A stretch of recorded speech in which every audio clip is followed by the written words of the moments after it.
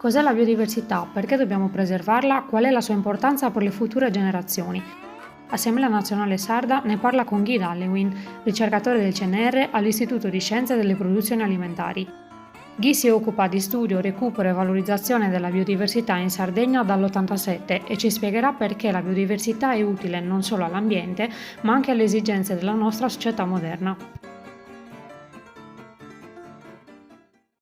Ciao a tutti, oggi siamo qui in occasione della Giornata Internazionale della Biodiversità con il nostro ospite Guy Dallewin. Benvenuto Guy e grazie per la sua disponibilità per questa intervista che ci consentirà di approfondire questo tema tanto importante per la nostra isola. Grazie per avermi interpellato e sono molto contento di poter contribuire alla vostra presentazione e a trattare un problema molto attuale e soprattutto molto importante per le future generazioni. Grazie Guy. Allora, ci può spiegare cosa si intende per biodiversità e perché è importante che si parli di questo tema? Beh, guarda, in due parole posso dire cos'è la biodiversità. Ognuno di noi quando va a un negozio, un frutto o verdura, trova diversi tipi di mele. Ecco, questo è molto semplicemente visto che cos'è la biodiversità. La differenza di uno stesso prodotto o di una stessa pianta, insomma, questa è biodiversità. Ecco. Perché è importante? Allora, è importante, cioè, questa biodiversità è stata persa negli anni si è ridotta notevolmente negli anni, sia perché è naturale che avvenga questo, perché c'è una selezione naturale della biodiversità. Però l'uomo ha interferito su questo processo naturale perché praticamente ha selezionato determinati caratteri che venivano bene dal punto di vista commerciale. Di conseguenza ha ridotto in questo modo, cioè questo è un modo per ridurre la biodiversità.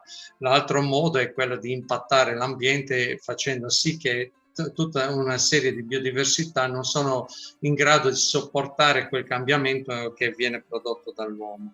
È importante perché noi oggi stiamo vivendo dei cambiamenti climatici non indifferenti, cioè li sentiamo ormai.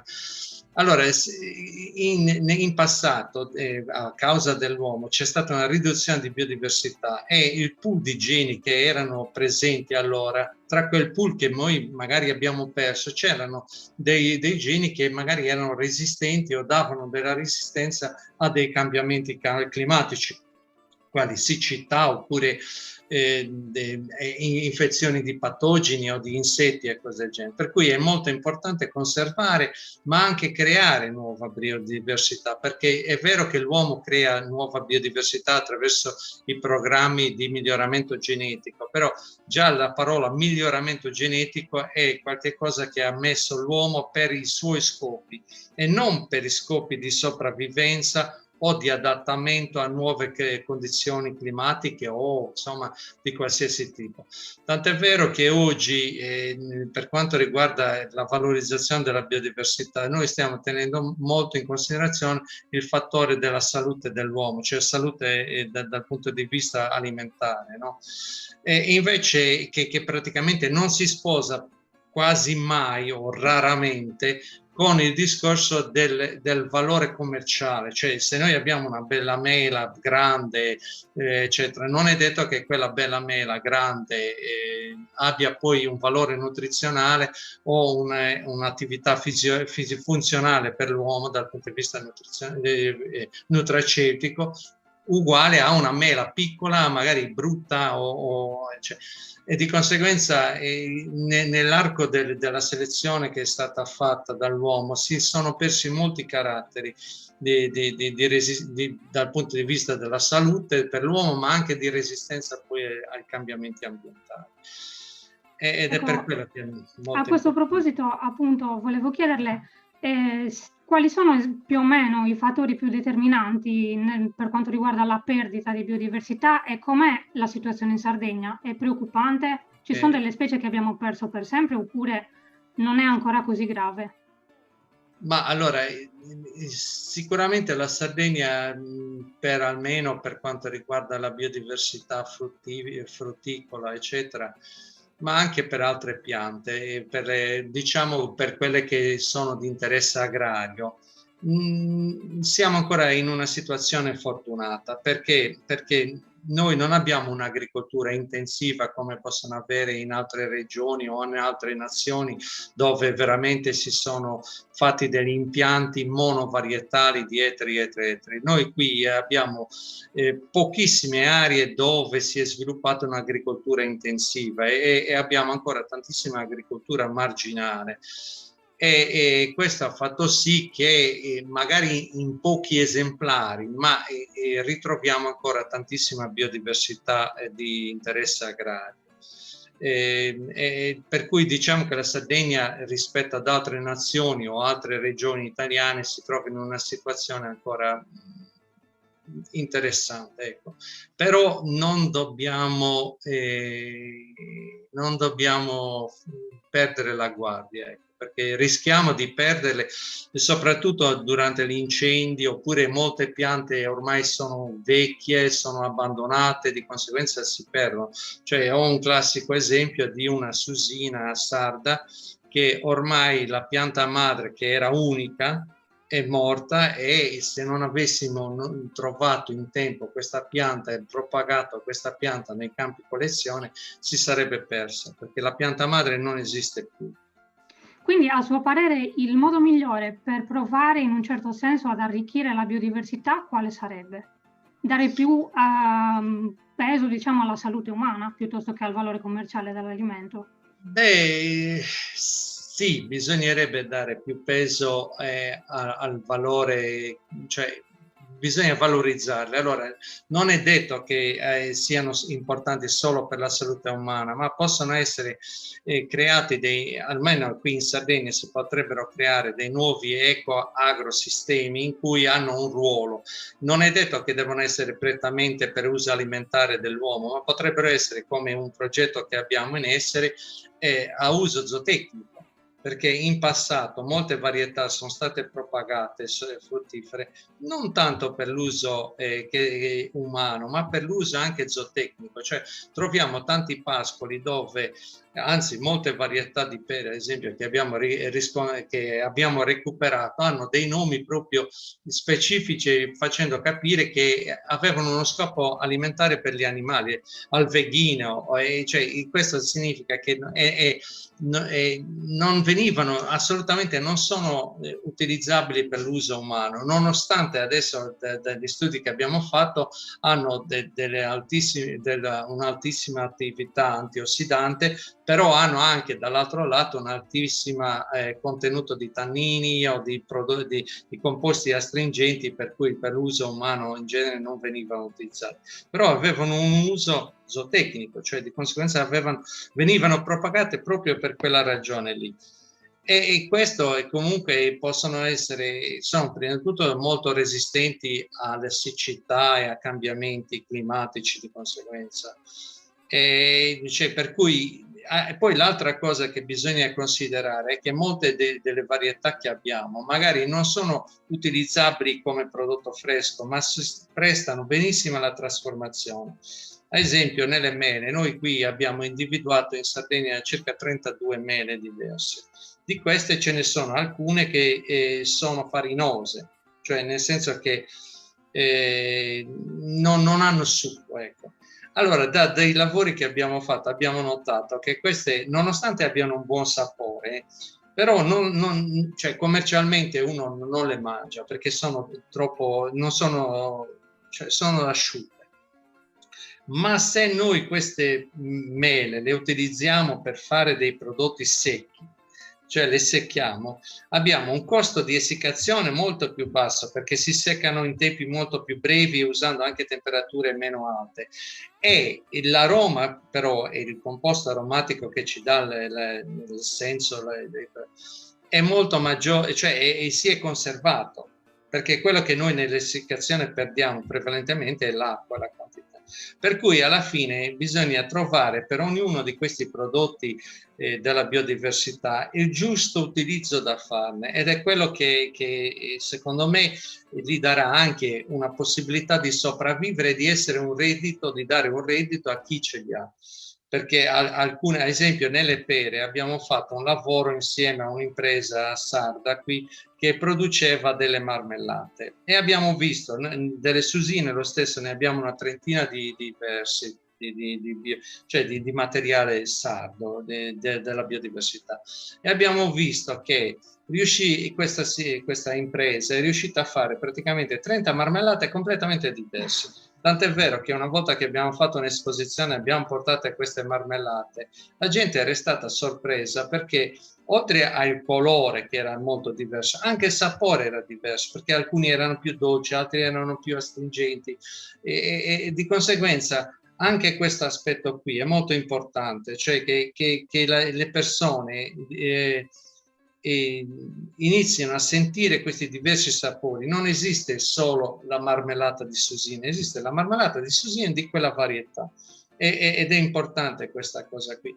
Poi anche per le pere, sempre con questa stessa impresa, che è un'impresa molto attiva nel valorizzare questi prodotti di nicchia. Allora abbiamo provato a fare succhi di frutta, no?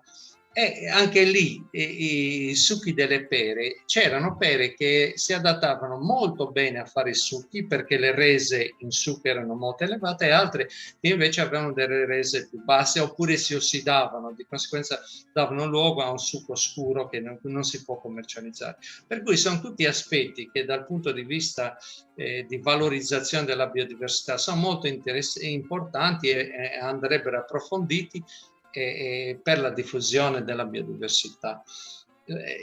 L'altro aspetto molto importante che dicevo prima era quello di creare nuova biodiversità, per cui cosa che non avviene nelle monoculture, cioè se io ho una monocultura di una varietà solo o di 2 o 3 varietà perché mi servono come impollinatori, io non creo nuova biodiversità. Invece se io questa biodiversità che ho la metto ad esempio in delle foreste o in delle zone marginali dove poi ci sono dei frutti che cadono, che provengono da impollinazioni incrociate, cadono, li prende un riccio, poi tra 20 anni, 30 anni, 40 anni, perché per le pomaci ci vuole molti anni per il periodo giovanile, avrò la possibilità di avere nuova biodiversità che magari sia adattata ed è stata selezionata naturalmente e da quello poi l'uomo può riacquisire dei prodotti da utilizzare fra 50 anni. Certo, diciamo che è una cosa molto interessante non solo dal punto di vista puramente scientifico, ma anche dal punto di vista economico, perché ci permetterebbe una diversificazione del prodotto, insomma, magari creare dei prodotti molto specifici. Sì, no, ma allora la biodiversità o la conserviamo sotto campana, diciamo, ma in questo modo non si conserva, cioè non si conserva semplicemente. A proposito di questo, secondo lei, cosa ciascuno di noi potrebbe fare per fermare la perdita di biodiversità o per salvaguardarla in qualche modo? Beh, una delle cose che praticamente si sta già facendo qui in Sardegna da diversi anni è quella di fare tipo per la frutta, stiamo facendo le giornate di innesto e di conseguenza si sta un po' innestando e diffondendo le varietà, perché chi ha un orticello piccolo, allora capita molto spesso questo, le persone vanno ai vivai, comprano delle piante, le piantano e poi non riescono a avere frutta o non ne hanno, sia perché da un lato è capitato tante volte perché molte di queste nuove varietà non sono autoimpollinanti e di conseguenza hanno bisogno di un'impollinazione incrociata che le persone non sanno, per cui qualche volta è capitato qualche persona che mi ha detto ma guarda, io ho piantato questa susina o questa albicocca e non ho avuto mai frutta, ed è legata a questo, che non c'è l'impollinatore, cose che invece nella biodiversità che è locale, che noi abbiamo, che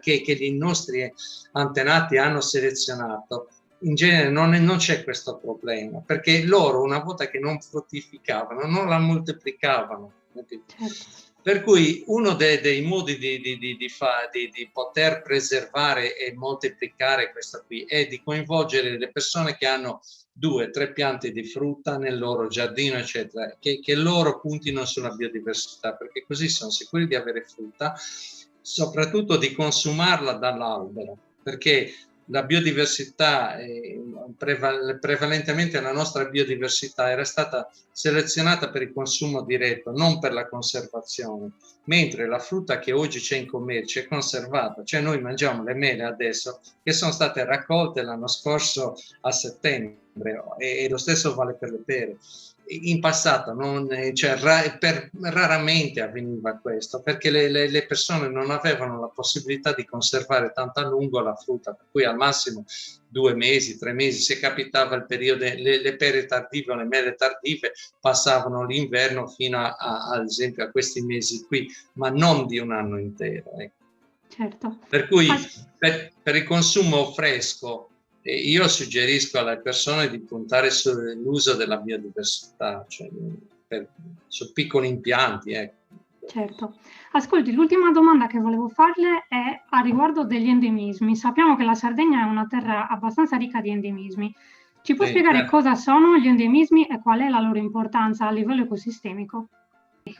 Allora sì, è vero che in Sardegna ci sono tanti endemismi, e questi endemismi esistono grazie al fatto che c'è un'enorme sono tanti ecosistemi differenti, e l'endemismo è legato proprio al fatto che c'è stata una selezione naturale all'interno di quell'ecosistema, cioè che l'ecosistema comprende tutto quanto, cioè il suolo, l'aria e tutto ciò che circonda, anche gli animali che sono presenti in quella determinata zona, e di conseguenza tutti questi fattori fanno sì che c'è una selezione naturale di alcune piante e di conseguenza di endemismi anche animali, legati all'ecosistema dove vivono. La Sardegna è ricca di tanti ecosistemi, tant'è vero che io ho un libro dove dice la Sardegna è un continente, ed è vero questo qui, perché noi passiamo, essendo un'isola, abbiamo tutto il mare, però abbiamo poi anche differenze geopedologiche molto differenti nello stesso areale magari. E questo è molto importante, perché vanno preservati questi endemismi, perché questi sono delle nicchie genetiche che sono adattate in determinato ambiente, che sono molto importanti da preservare, perché noi non sappiamo se in futuro come si evolve a causa del clima o a causa delle esigenze dell'uomo, come si evolvono gli ambienti, e di conseguenza quei geni che sono stati selezionati lì possono essere importanti per poi diffondersi in altri ambienti. Grazie Ghi per il suo prezioso intervento, è un piacere. E anche e soprattutto per aver sottolineato che ognuno di noi può fare la sua parte per preservare questo tesoro di inestimabile valore.